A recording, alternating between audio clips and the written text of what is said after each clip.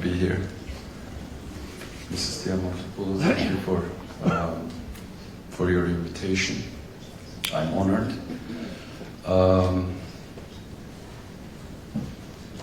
I'd like to do a tour of the Mediterranean, if I may. Well, the Eastern Mediterranean has always been a complicated basin. It has seen great civilizations around its shores since antiquity, and we're standing in such a wonderful place. It's hard to imagine global history without mention of the Mediterranean in general and the eastern part in particular. Both cooperation and cohabitation on the one hand, and competition and conflict on the other have always been a part of daily life in this corner of the world. Lately though, the region is covered with more storm clouds than usual. I think over the years, a number of developments have conspired to make it so. In no particular order of significance or timeline, please consider the following as potential contributors to the current picture in the East Med region. Discovery of energy resources, obviously. Increasing presence of Russia in the maritime domain, as well as the territory of Syria. Palestinian-Israeli conflict dragging on with no significant and universal hope for a resolution in sight. Cyprus talks having collapsed. New superpower rivalry after Crimea. Failure of shaping a clear post-Gaddafi era in Libya. US deteriorating relationship with Iran. Some Gulf states' hostile relationship with Iran. Turkey's EU bid faltering. Lebanon increasingly in trouble. Afghanistan still not out of trouble. China as a new trading state on European and African doorsteps. US now being one of the largest exporters of energy. Mostly unfulfilled Arab Spring aspirations. US involvement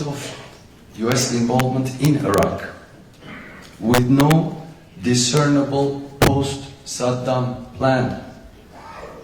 Mass waves of immigration, new acronyms for old terror groups. EU still trying to find footing after a decade of economic crisis management and now Brexit. When the Arab Spring in various parts of the Middle East didn't go exactly as planned, this situation predictably brought instability to our region. The relative declining power of some states, either because of fierce resistance to change by civilian leaders or the return of military tutelage, or the downright outbreak of violent civil wars, first encouraged the rise of radical terrorist groups, then brought intervention by external and/or regional powers. The spillover effects are what we're seeing even today. Did you know that the Mediterranean Sea is now hosting navies of, give or take, 44 countries? This new alarming militarization of the region not only involves obviously the navies of the various coastal states, but also includes anti-access area denial capacities of external powers. Now, any one or a combination of a few of these developments or facts may not be enough to produce such perplexing reality around the Mediterranean basin on their own. But when all of them get together, who knows? So whatever the reason, here we have an unsettled region. We as Turkey border it with nearly 2,000 kilometers of coastline and a lot of historical and cultural ties that go with it. The theme of this evening's gathering is what are the prerequisites of regional stability and peace in the East Med? We do often ask that question ourselves back home. This is what I can offer you this evening by way of our answer or answers to that question. Firstly, we are deeply interested in seeing the region re-emerging as the center of trade, politics and culture as it used to be in the past. We do not thrive in chaos and disorder and anarchy. We do prosper in stability, so we want to project it. That's why we use diplomatic, military, economic development tools through over-the-horizon engagement to try to calm choppy waters before trouble reaches us.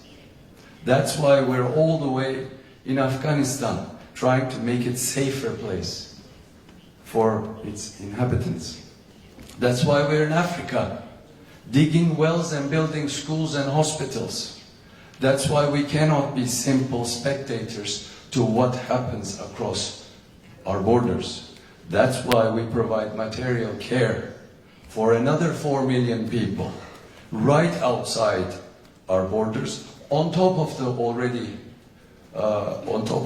4 million already inside. This would also explain our sincere efforts to make the Geneva process and the Berlin process successes in their own right, because we actively promote inclusive political solutions in Syria and Libya. So it's not simply about oil and gas. It's about producing security. Primarily human security, of course, but also military security, economic security, and environmental security.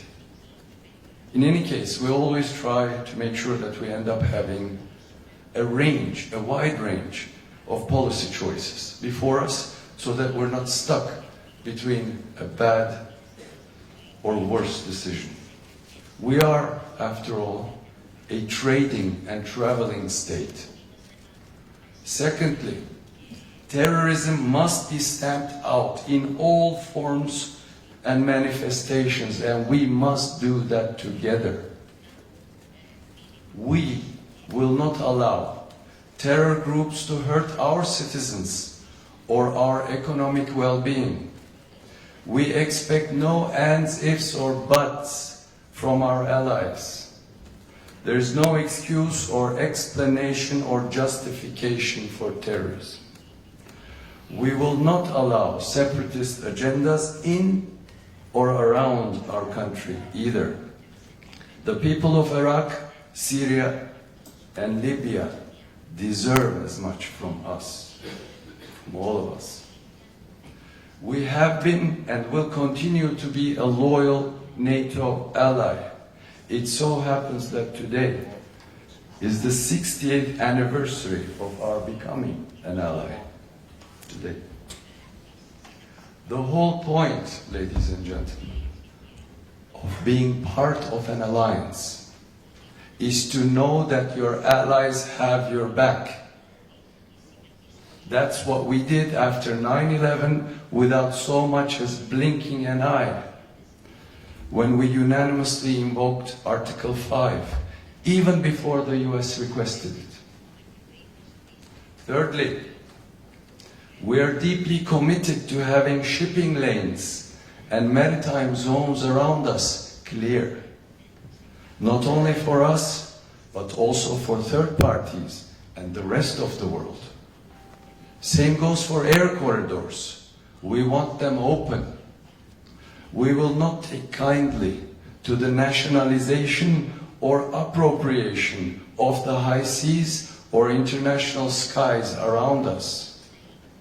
And lastly, we are determined to make sure that there is a fair, legal and legitimate distribution of natural resources in the region's seas, in accordance with international law. We will continue resisting backroom deals or dishonest behavior or fait accompli. Last word on hydrocarbons.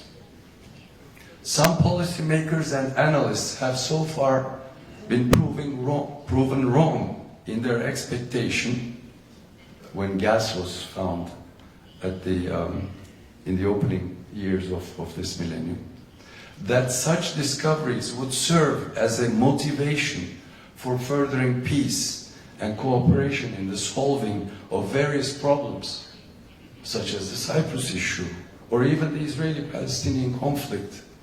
Not happening, not happening. If anything, as in the case of Cyprus, things just got a whole lot worse. The reason for that is simple. In a maritime zone that has not been delimited in accordance with international law, any discovery does not make a pie suddenly appear from the sky. It ironically just raises the real possibility that you might go home empty-handed. Absent the necessary collaboration and cooperation mechanisms, such a state of affairs is liable to even trigger a race to the bottom. That is the last kind of situation that we need in the Eastern Mediterranean. We need more responsible and cooperative behavior to replace the recklessness and stubbornness that seems to be the norm lately around the Eastern Mediterranean. By the way, I should have said this first, but I'll say it now before I forget it. I'd like to congratulate the organizers, Anna, of this event for their accomplishment in bringing together representatives of 3 non-parties to UNCLOS. Not an easy task indeed. So I feel a part of another kind of 3+1 tonight. To end, the most rational way to proceed then, in my opinion, would be to engage on building inclusive collaboration mechanisms among all legitimate stakeholders. Accordingly, we should concentrate on conflict prevention in the Mediterranean basin rather than promoting, at best, speculative pipelines like the EastMed project that pretty much makes no commercial sense. There I said it. Nobody likes a lose-lose deal. Thank you very much.